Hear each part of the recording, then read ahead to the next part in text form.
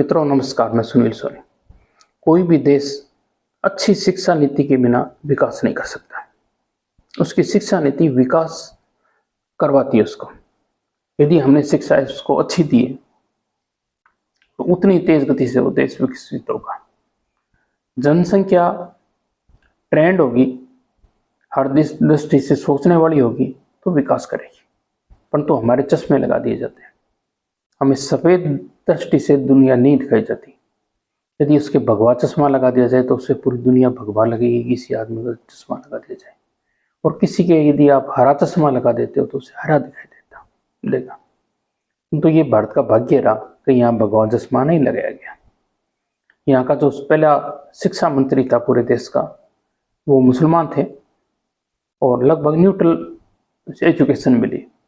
इतिहास लगभग ठीक मिला हमें। ये हमारा भाग्य है, इसलिए हम विकास के पथ की तरफ अग्रसर हुए। हालांकि तुष्टिकरण यहाँ भी हुआ, जो इतिहास हमें निष्पक्ष रूप से मिलना चाहिए था वो हमें नहीं मिला। और शिक्षा नीति जितनी मजबूत होनी चाहिए थी, शिक्षा पर जितना जोर देना चाहिए था, भारत उतना विकास नहीं कर पाया शिक्षा के मामले में। परंतु फिर भी कुल मिलाकर हम संतोषजनक स्थिति के अंदर हैं।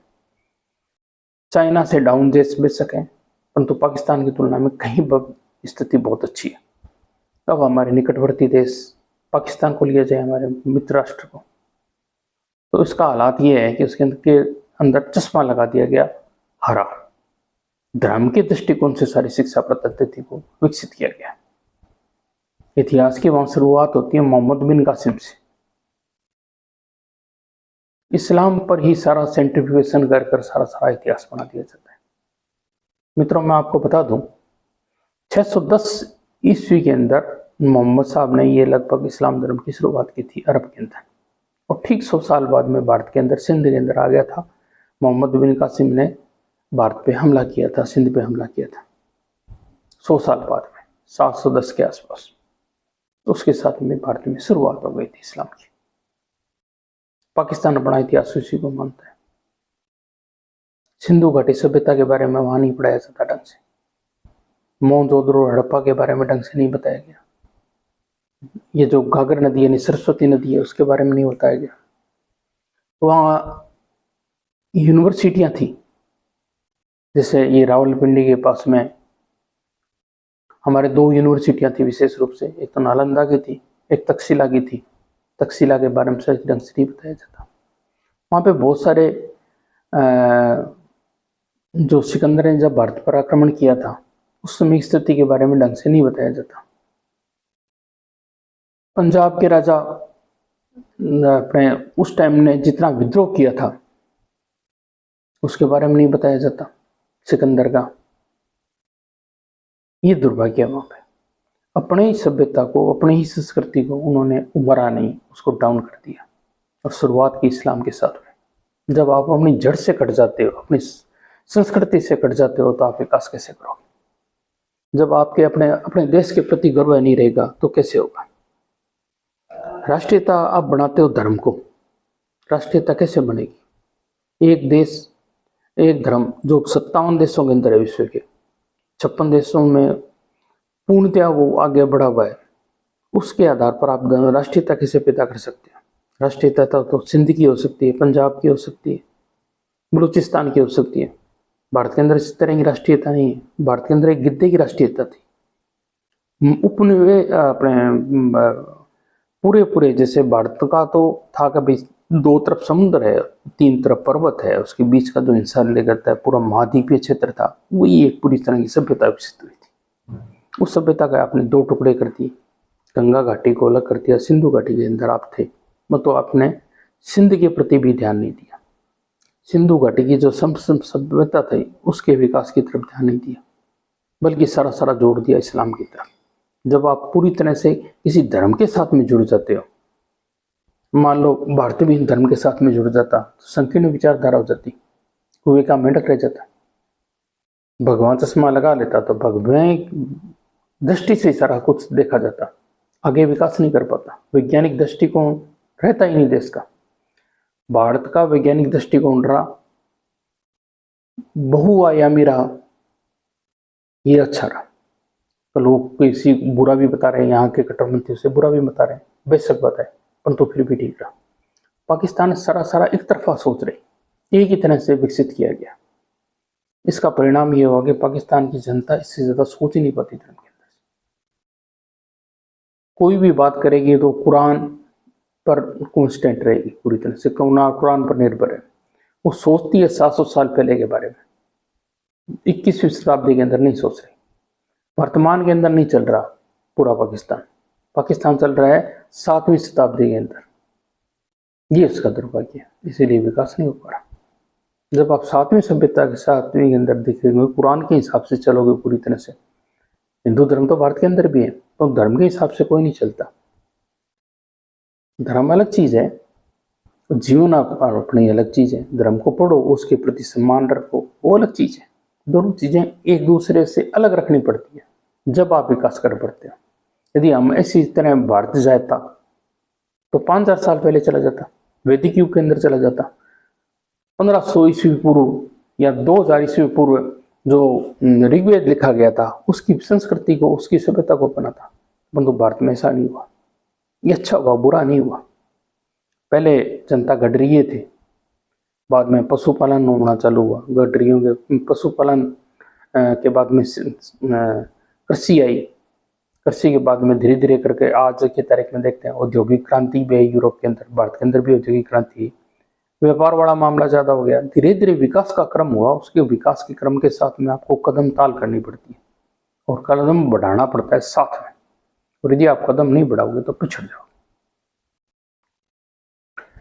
धर्म के आधार पर देश का विभाजन हो गया और धर्म के आधार पर ही संकीर्णता आ गई, और वो वहीं टिक गया 7वीं शताब्दी के अंदर।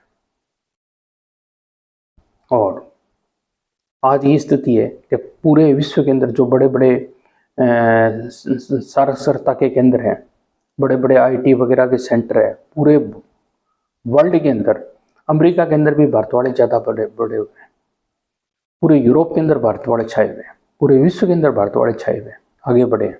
चाइना वालों से भी भारत वाले आगे बढ़ रहे हैं। परंतु स्थिति ये पाकिस्तान वाले कहीं नहीं है, न इनके पास में नोबेल पुरस्कार है, न इनकी साक्षरता की कोई दर विशेष है। मदरसा शाखा छाप एजुकेशन के अंदर रह रहे, और इसी एजुकेशन का परिणाम है कि वहाँ पे आतंकवाद है। उन्होंने सिखाया क्या वहाँ पे, एजुकेशन के नाम से दिया, तालिबान तैयार किए और वो अफगानिस्तान पर चढ़ा दिए लड़ाई करने के लिए। वो तालिबानी इनको भी परेशान कर रहे हैं। जैसा बोगे वैसे ही कटोगे। आप कटरता ही कटरता धर्म के अंदर डालोगे, धर्म ही धर्म डालोगे। धर्म के अलावा भी तो जीना होता है इंसान को। इंसान को रोटी चाहिए, कपड़ा चाहिए, शिक्षा चाहिए उचित, मकान चाहिए उसको। सिर्फ जन्नत थोड़ी चाहिए, जन्नत दिखाकर उसको चलाया जा रहा है। जन्नत हिंदुओं से जन्नत, पाकिस्तान मुसलमानों की जन्नत बहुत बड़ी है। 17-17 फुट की हुरें बता दी जाती है, उससे के लिए लोग मरने लग जाते हैं। वर्तमान जिंदगी से प्यार नहीं करते, मरने के बाद के बारे में सोचते हैं। हम इस्लाम में हैं इसलिए हम मरेंगे तो हमारे को ये कुछ मिल जाएगा। तो भैया किसने देखा है मरने के बाद में क्या होता है? जन्नत नाम की कोई चीज़ होती है, स्वर्ग कोई होता है कि नहीं होता? हिंदू तो नहीं मानता कि स्वर्ग होता है, मानता तो है। हिंदुओं के अंदर भी बहुत बढ़िया स्वर्ग बता रखा है। पंडितों ने गायें ही बता रखी है, वहाँ पे वैतरणी नदी भी बता रखी है। परंतु सिर्फ गुरुड़ पुराण पढ़नी होती है। उस टाइम कोई मर जाता है तो उस टाइम पढ़ाते हैं, उसके बाद में उसकी तरफ ध्यान नहीं देते, अपने काम पे लग जाते हैं लोग।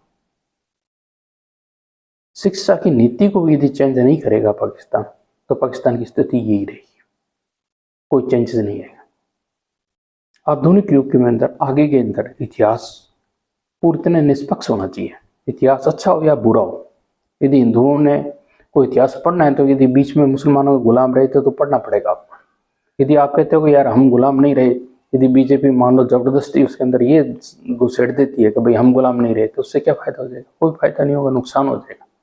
हम कमजोर हो जाएंगे, धोखा खा जाएंगे। जब हमारे को पता रहेगा कि हम गुलाम रहे थे, तो जब हम एक्टिव रहेंगे ना, सावधान रहेंगे। इतिहास अच्छा हो बुरा हो कैसा भी हो, सही होना चाहिए। यदि हमारे महाराणा प्रताप अच्छे थे, छत्रपति शिवाजी अच्छे थे, तो उनको आगे हाईलाइट करना चाहिए। और जो औरंगजेब बुरा था तो बुरा करना चाहिए। नहीं तो कोई मुसलमान अच्छे शासक थे, अच्छे आदमी थे, तो उनको भी आगे हाईलाइट करना चाहिए। यदि इतिहास धर्म के आधार पर बनाया जाएगा तो फिर इतिहास का मतलब ही क्या रहेगा? फिर तो कहानियां है ना। जैसे हमारी पुराने, जिसे मैथोलॉजी कहा जाता है, मैथोलॉजी बनाने से क्या हो जाएगा? मैथोलॉजी तो हर धर्म के अंदर है, इस्लाम में भी है, सैयद में भी है, यूनानी मैथोलॉजी भी थी, मिस्र की मैथोलॉजी है। मैथोलॉजी टाइम पास करने के लिए होती है, कहानियां पढ़ने के लिए होती है। इतिहास पढ़ाया जाता है तो तर्क बुद्धि विवेक से, तो तार्किक के आधार पर सारा इतिहास का विवरण होना चाहिए, पुरातत्व अधिकृत आधार पर। पुरातत्व जो सामग्री देती है उसके आधार पर सही इतिहास लिखा जाना चाहिए। जब भी आप विकास कर पाओगे, उसको सही पढ़ोगे तो, नहीं तो आप धोखा खा जाओगे।